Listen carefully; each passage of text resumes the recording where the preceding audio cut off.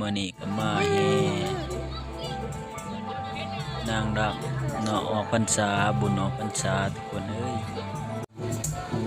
แห่แต่สี่หามาสามหานี่มานางฝนนางดำบ้านสามหานั่นเองเด้อทุกคน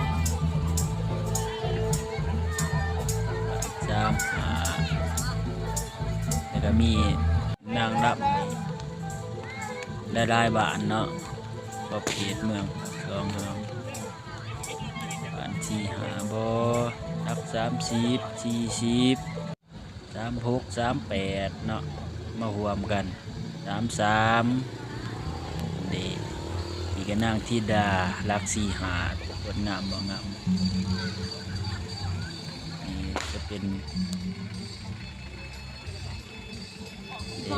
ฝนงามฝนงามทุกค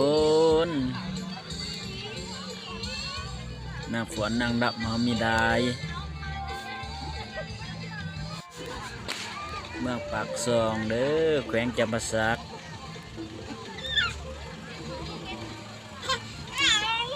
สนับสนุนโดยครูบาอาจารย์เพิ่นเนาะมีนางฝนนางดับเฮ็ด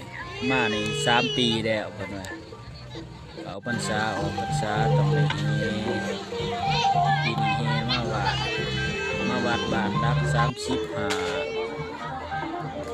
จะเป็นบ้านรัก30ติดกลุ่มขบวนแห่เนาะ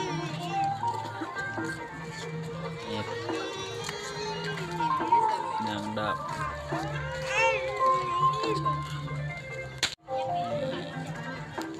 ดัก36